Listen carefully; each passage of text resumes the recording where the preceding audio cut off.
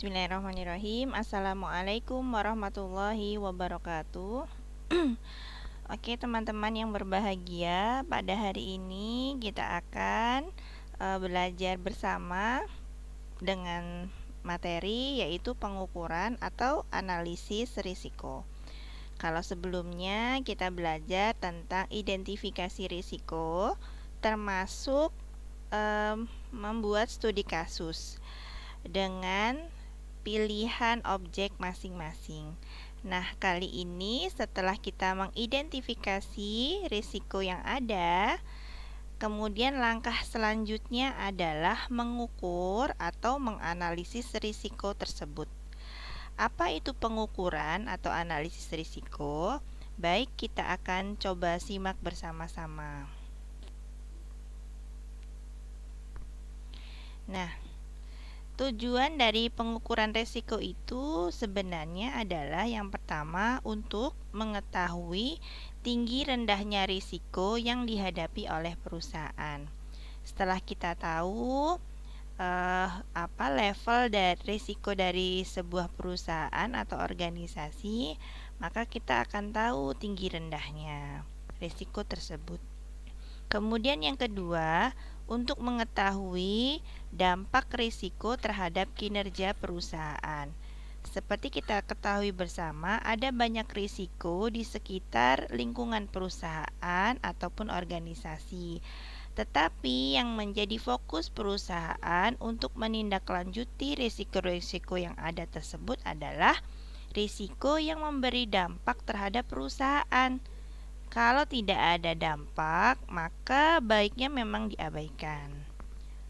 Itu. Kemudian yang ketiga adalah untuk mengetahui prioritas risiko. Risiko mana yang paling relevan.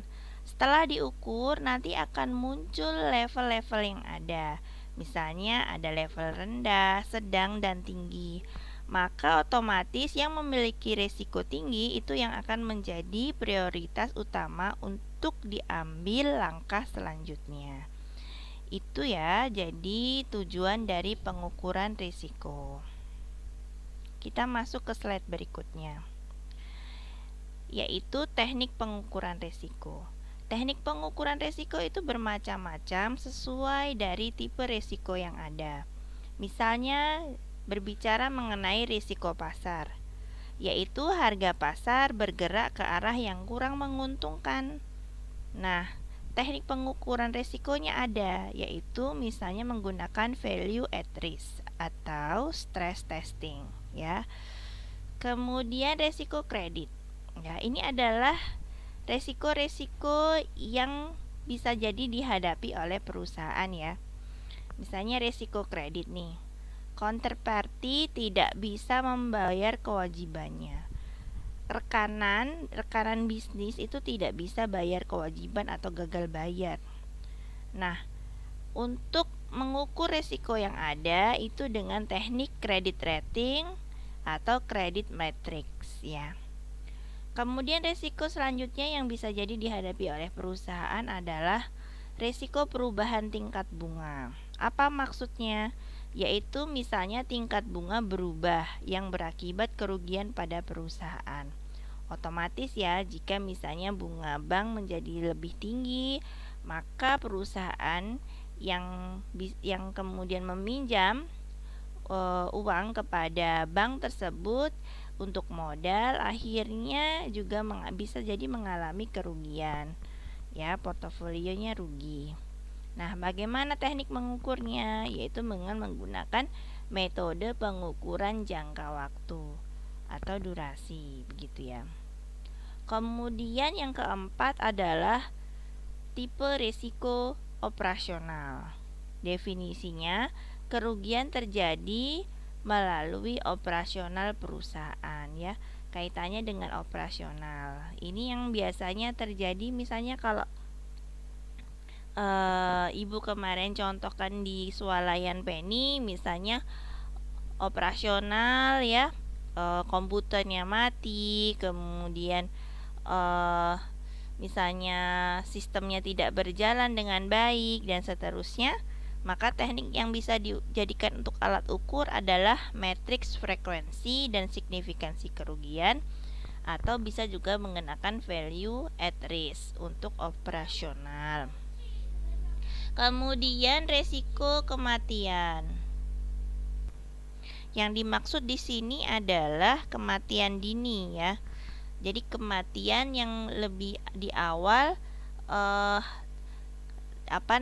tidak seperti biasanya begitu ya. Nah, teknik pengukurannya adalah probabilitas kematian dengan tabel mortalitas ya.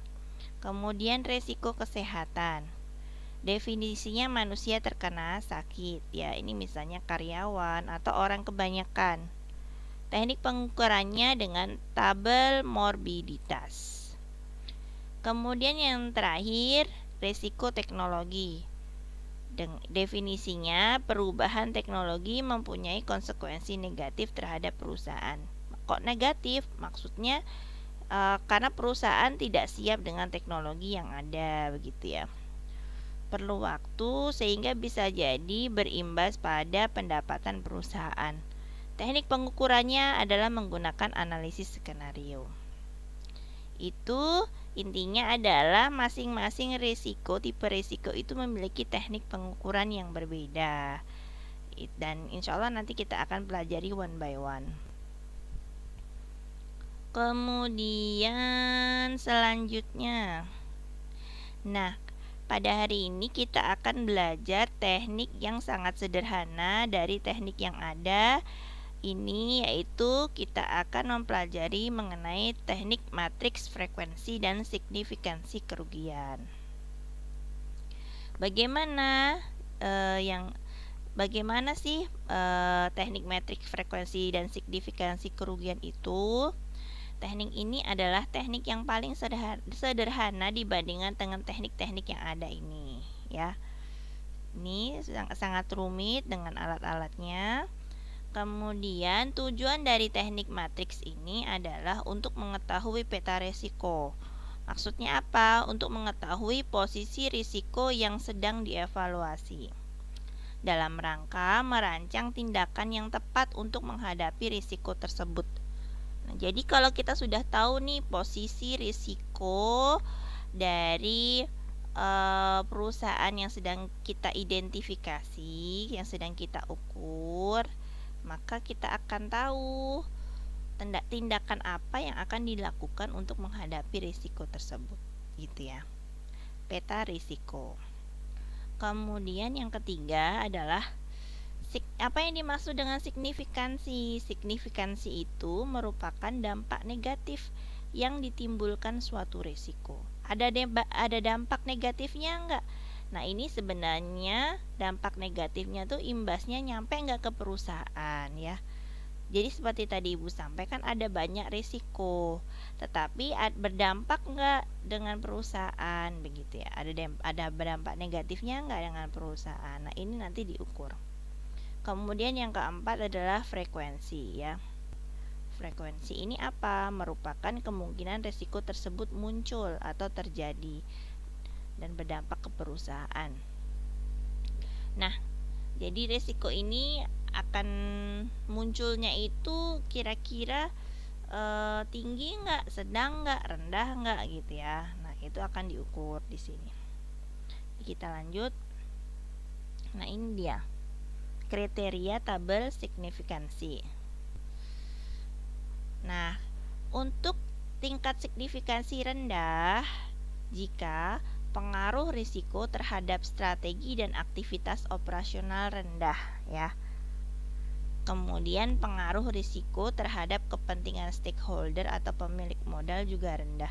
Intinya risiko yang ada itu tidak begitu berpengaruh ya, ada tapi tidak berpengaruh terhadap operasional ataupun pemilik modal begitu ya.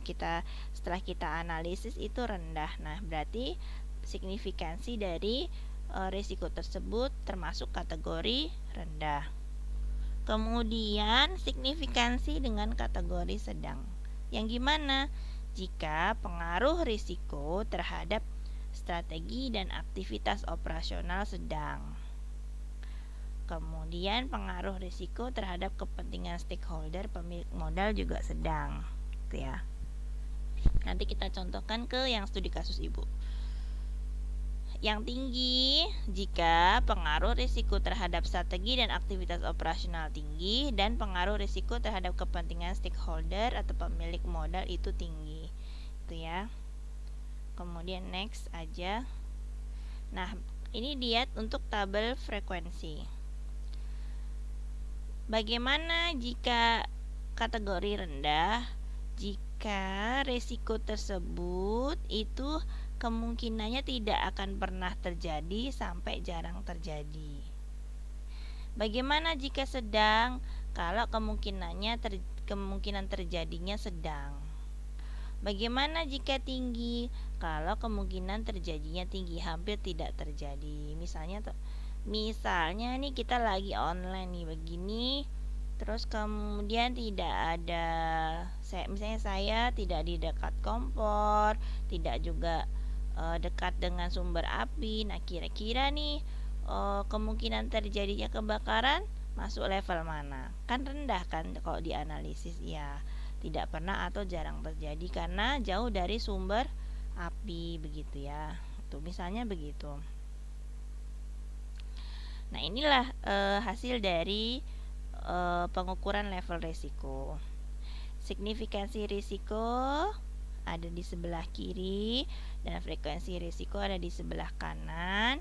Jika signifikansi risikonya tinggi, frekuensi risikonya rendah, maka level risikonya adalah sedang. Itu ya. Jika pengaruh risiko tersebut terhadap stakeholder, terhadap operasional itu tinggi dan kemungkinan terjadinya juga tinggi, kemungkinan terjadinya adalah rendah, maka risiko tersebut levelnya adalah sedang. Kalau signifikansi risikonya tinggi, frekuensi risikonya sedang, maka level risikonya itu adalah tinggi, ya. Jika dia berdampak sekali dan kemungkinannya adalah tinggi, maka dia termasuk level risiko tinggi. Kemudian jika dia berdampak tinggi, kemungkinan terjadinya juga tinggi, berarti dia level risikonya tinggi. Nah, jika dia dampaknya itu sedang, kemudian kemungkinan terjadinya rendah, maka dia sedang. Kalau dia dampaknya sedang, kemudian kemungkinan terjadinya sedang, maka levelnya sedang. Kalau dampaknya sedang, kemudian kemungkinan terjadinya tinggi, maka resikonya adalah tinggi. Kalau yang paling bawah ini, jika dampaknya rendah, frekuensi resiko terjadinya rendah, maka dia akan rendah. Dan seterusnya ya, teman-teman. Nah, terus cara tahu level-level ini gimana begitu ya? Cara menentukannya gimana? Cara menentukannya ini biasanya kalau di perusahaan dilakukan oleh tim pengendali resiko. Ada manajemen resiko tersendiri yang membahas dan merumuskan itu begitu ya. Tetapi kalau misalnya kita nih yang lagi bikin studi kasus, ya kita menggunakan data sekunder dari data pustaka yang sudah ada sebelumnya, menggunakan internet atau pengamatan begitu ya. Kalau bicara tentang perusahaan punya manajemen sendiri yang berkaitan dengan pengendalian resiko. Nah, yang mereka lakukan biasanya kalau menggunakan teknik matrix adalah yang pertama fokus group discussion. Ini misalnya para manajer berkumpul terus kemudian mereka berdiskusi. Kemudian disampaikanlah misalnya risiko-risiko yang ada. Kemudian mereka mendiskusikan kira-kira untuk risiko A dia masuknya signifikansinya apa, tinggi atau rendah. Kemudian kemungkinan terjadinya bagaimana, tinggi atau rendah, dan seterusnya hingga terumuskan level-level resiko begitu ya. Kemudian ada metode model dan simulasi. Ini ya. Kemudian ada metode kuesioner dan individual, dan ada wawancara terstruktur. Nah, intinya adalah keputusan akhir penentuan level resiko tuh ada pada top manager. Ya, kalau sudah ketemu nih hasil dari diskusi, hasil dari simulasi, hasil dari wawancara, hasil dari kuesioner nih, ketemu nih level resiko, begitu kan? Berikut dari analisis signifikansi dan frekuensinya nanti diserahkan kepada top manager, dan kemudian top manager yang akan menentukan gitu ya, resiko-resiko yang ada itu clear di level yang mana itu ya. Jadi tetap di tangan top manager. Ini misalnya kita lanjut ke studi kasus nih yang sudah Ibu lakukan kemarin, sampaikan ke teman-teman di swalayan Penny. Nah, ini resiko yang ada, ini kan sudah pernah Ibu list ya. Nih, Ibu ambil resiko-resiko ini ya, Ibu kemudian pindahkan ke sini, ke tabel ini. Ibu ambil beberapa saja. Misalnya resiko adanya kompetitor membuat jumlah pembeli berkurang dan atau tidak bertambah. Dampaknya jika ini benar-benar terjadi, resiko ini sangat tinggi baik pada operasional dan juga kepada pemilik modal, stakeholder. Maka menurut Ibu signifikansinya ini sangat tinggi. Kemudian bagaimana kemungkinan terjadinya, frekuensinya? Karena Penny memiliki karakteristik tersendiri swalayan dibandingkan dengan toko-toko kelontong yang lain, toko grosir yang lain ataupun pasar. Misalnya tempatnya lebih sejuk karena memiliki pendingin ruangan, lebih rapi, lebih nyaman, maka bisa jadi frekuensi untuk adanya kompetitor itu sedang. Tapi tidak menutup kemungkinan memang ada banyak orang juga yang lebih memilih untuk berbelanja di pasar atau toko-toko di sekitar swalayan Penny karena harganya juga bersaing begitu ya. Jadi Ibu memilih frekuensinya sedang. Nah, bagaimana level resikonya? Nah, pakai rumus yang tadi, signifikansi tinggi, frekuensi sedang, signifikansi tinggi, frekuensi sedang, berarti levelnya adalah tinggi, level resikonya tinggi. Ini berarti harus ini ya, harus segera jadi prioritas penanganan. Kemudian nih COVID juga nih, dampaknya akan tinggi nih kalau ini terjadi. Kemudian kemungkinan terjadinya sedang karena swalayan Penny juga mengusahakan protokoler. Kemudian level resikonya tinggi, harus jadi perhatian perusahaan. Kemudian COVID-19 akan membuat karyawan terinfeksi. Dampaknya tinggi banget nih buat perusahaan, menurut Ibu ya. Kemudian kemungkinan terjadinya sedang, maka level resikonya tinggi. Bangunannya akan roboh nih karena bangunan tua. Kalau itu benar-benar roboh, maka ini akan berdampak banget untuk perusahaan. Tapi kemungkinan terjadinya rendah kayak gitu ya.